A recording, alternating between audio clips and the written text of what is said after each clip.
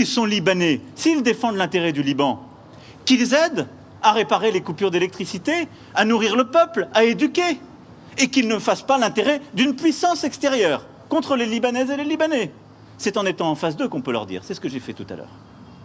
Sur la deuxième question, je dirais, je n'ai pas entendu ces phrases, et j'aime pas trop faire de commentaires de presse à presse. J'ai eu le sentiment ce matin que les Libanaises et les Libanais n'étaient pas totalement informés des réformes faites non plus.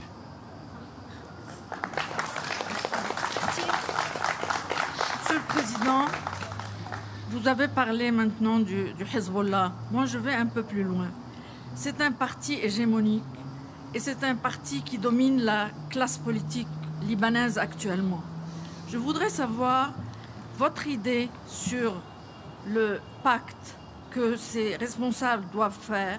Comment peut-on faire un pacte avec un parti qui a une armée illégitime en face d'une armée légitime et qui exécute les politiques des Iraniens, des Syriens, et la distanciation dont vous parlez n'existe pas.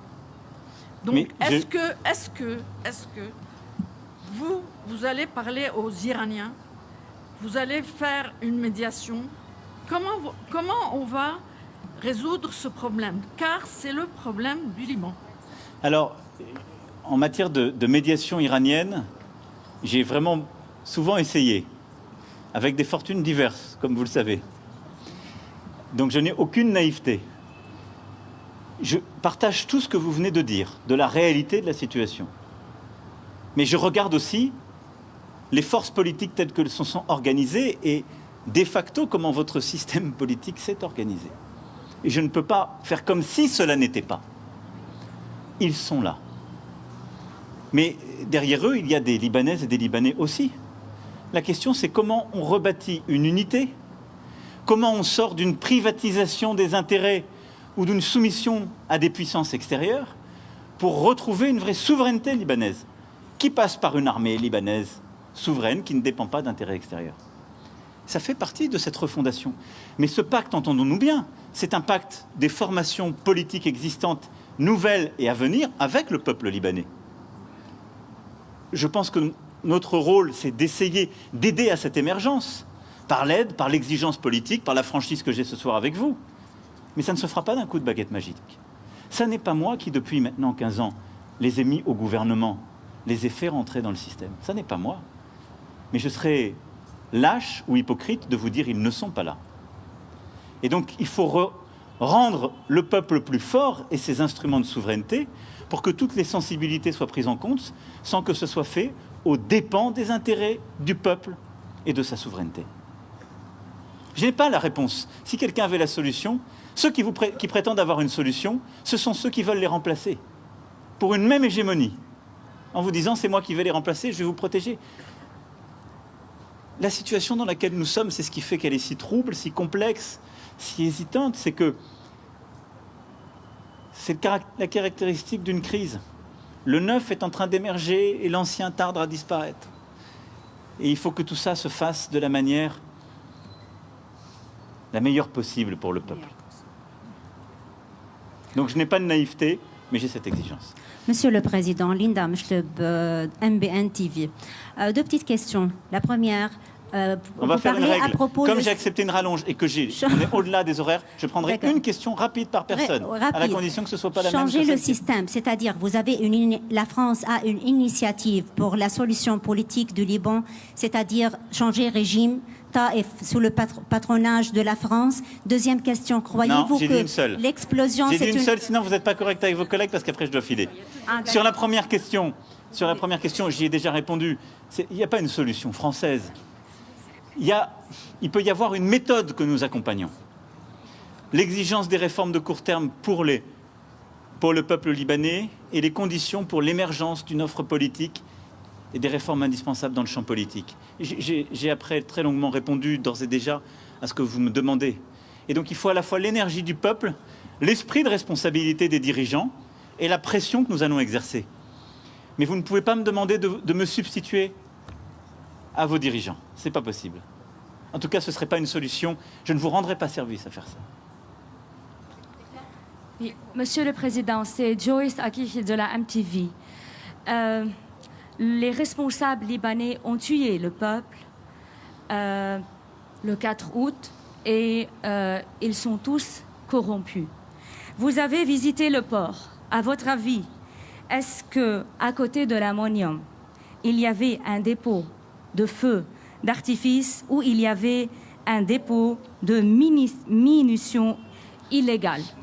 Je ne sais pas le dire. La confiance, elle ne se bâtit que sur la vérité, les faits, la dialectique qui va avec. Je n'ai aucune information en ma possession au-delà des informations publiques qui sont les vôtres.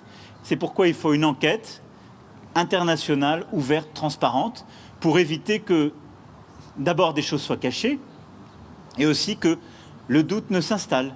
Donc je ne peux pas répondre à votre question parce que je n'ai aucune information au-delà de ce que vous savez.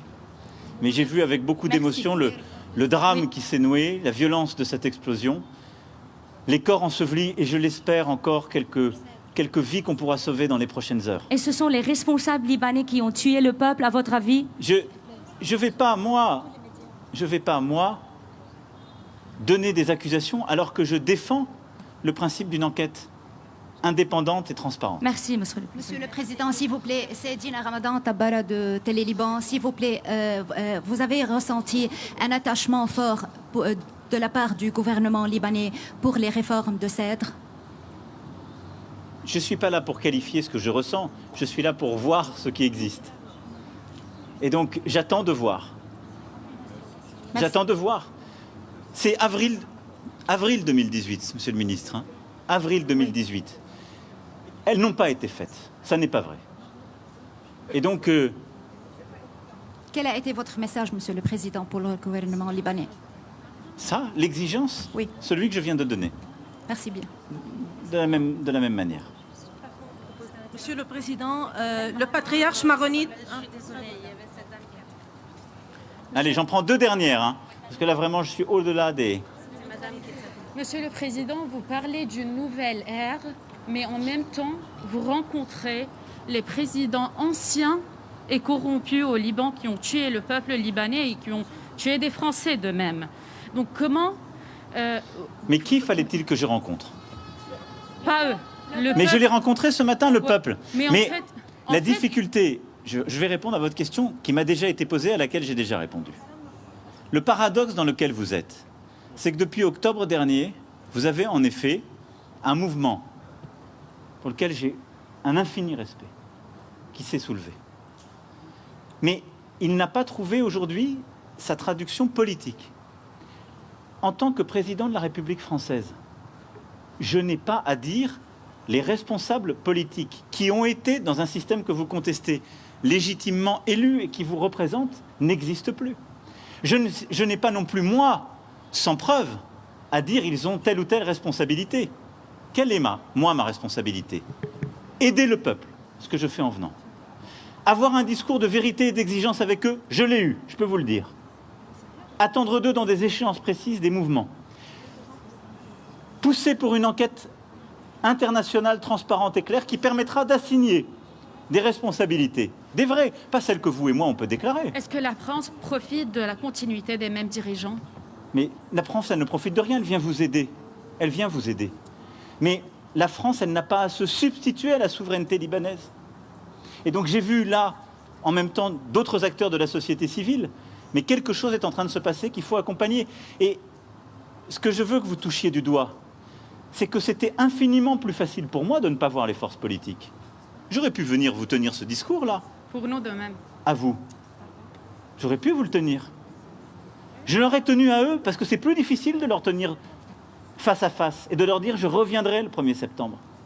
Parce qu'il se trouve que vous les avez élus. Dans un système qui ne vous plaît pas, qui est imparfait, vous les avez élus. Pas moi. Vous, peuple libanais. Vous voulez les changer, il faut les changer dans un cadre démocratique. Vous pouvez exiger des choses. J'ai poussé pour cette exigence. Et je vous dis en transparence ce que je leur ai dit. Mais ne pas les voir, les accuser derrière sans leur parler, c'est beaucoup plus facile. Vous me demandez d'être comme un contestataire. Je suis président de la République française. J'espère avoir fait le plus utile pour vous. Monsieur le Président... La toute dernière. Ouais. Vous avez parlé maintenant du mouvement et du peuple libanais. Vous parlez de cela depuis le 17 octobre. Est-ce que c'est une invitation à une autre révolution maintenant? Et est-ce que ça veut dire que pour vous, la France, la légitimité des responsables maintenant n'est plus comme d'abord ou bien comme d'avant? Mais ce qui est formidable dans vos questions, comme dans le dialogue que j'ai eu avec la société civile ou même avec les responsables politiques, et comme ce matin j'ai eu dans la rue avec beaucoup de Libanaises et de Libanais qui m'ont dit « revenez au mandat ». Quelque part, vous êtes en train de me demander d'être le garant d'une émergence démocratique ou révolutionnaire. Je parle de la révolution, non pas le mandat. Non, mais je suis d'accord, mais vous me dites à moi, si j'invite à... Mais une révolution ne s'invite pas. C'est le peuple qui la décide. C'est les forces politiques qui les... C'est là, et donc... Monsieur le Président, non, la neutralité du Liban. la contrepartie de l'exercice auquel je viens de me livrer, qui est un jeu ininterrompu de questions, ça veut dire qu'il n'y a pas d'interpellation, c'était la dernière question. Sinon, après, il faut qu'il y ait un ordre pour qu'il y ait la liberté. Ce que je veux vous dire par là, c'est que ne demandez pas à la France, justement, de ne pas respecter cette souveraineté. Je serai là à chaque fois qu'il faut aider les Libanaises et les Libanais, croyez-moi. Je n'aurai aucune complaisance, mais je n'aurai non plus aucune ingérence. Je serai dans l'amitié et l'exigence. Parce que je pense que c'est ça notre histoire commune. C'est cette histoire qui s'est scellée il y a 100 ans. Et donc il faut que les solutions émergent ici, qu'elles émergent du peuple, des forces politiques, des forces économiques, sociales. Vous avez cette force d'âme et cette intelligence pour que cela arrive. Je ferai tout pour l'aider.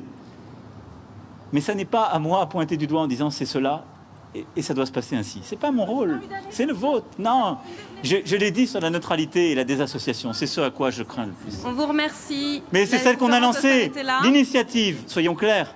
L'initiative, c'est ce qu'on a lancé aujourd'hui. C'est ce que je porte depuis tout à l'heure.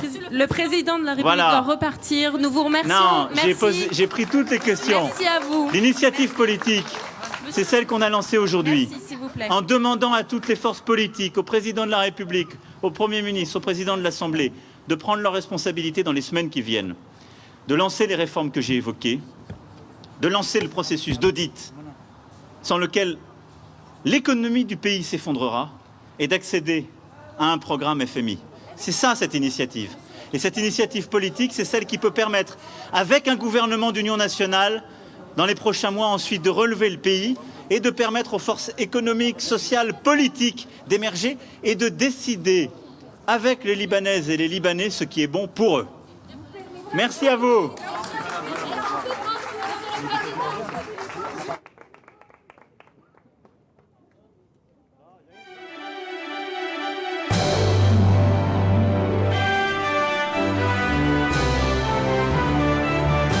مساء الخير إلى هذه النشرة والبداية مع العناوين. ماكرون يخاطب الناس: أتفهم غضبكم ولست هنا لكتابة شيك على بياض للنظام. وتتابعون في النشرة ضحايا ومفقودين والتفتيش ما زال مستمرا. وفي النشرة أيضا تعددت التقارير والموت واحد، قصة التقارير والتحقيقات التي حذرت من نترات الأمونيوم. نشرة أخبار 8 من LBCI مع ماريو عبود وليالي الاختيار. مساء الخير. لولا بعض البروتوكول لكان الرئيس الفرنسي إيمانويل ماكرون اكتفى بزيارة الناس في أحيائهم وشوارعهم وعشوائي بيوتهم، وقد دخل أحد المنازل والتقى ربة البيت. كان هناك 2 ماكرون في بيروت اليوم: ماكرون الذي التقى رئيس الجمهورية ورئيس المجلس ورئيس الحكومة في قصر بعبدة، وهذا ما يمكن أن يطلق عليه زيارة الرسميات، وماكرون صديق اللبنانيين الذي توقف في أحد أحيائهم، نزل من سيارته، خلع الجاكيت، شمر عن ساعديه وصافح الناس، قبل بعضهم، علما أنه لم يصافح في المطار. سمع في الشارع من خطابه أو من خاطبه قائلا: سيادة الرئيس، أنت في شارع الجنرال جورو، وقد حررنا هو من العثمانيين، حررنا أنت من السلطات الحالية. وخاطبه آخر: إن اللبنانيين يأملون في أن تصل المساعدات إلى الشعب اللبناني لا إلى القيادات الفاسدة. رد الرئيس الفرنسي بما يرضي حماستهم ونقمتهم: أتفهم غضبكم ولست هنا لكتابة شيك على بياض للنظام. الرئيس الفرنسي كانت زيارته القصيرة والمكثفة ثلاثية الأبعاد. البعد الرسمي هو الأقصر، البعد الشعبي وهو الأكثر حيوية وعكس انفتاحه على الناس، والبعد السياسي من خلال لقائه قيادات وشخصيات سياسية موالية ومعارضة في قصر الصنوبر، إضافة إلى بعد المجتمع المدني بحيث التقى أكثر من شخصية من هذه المجموعات.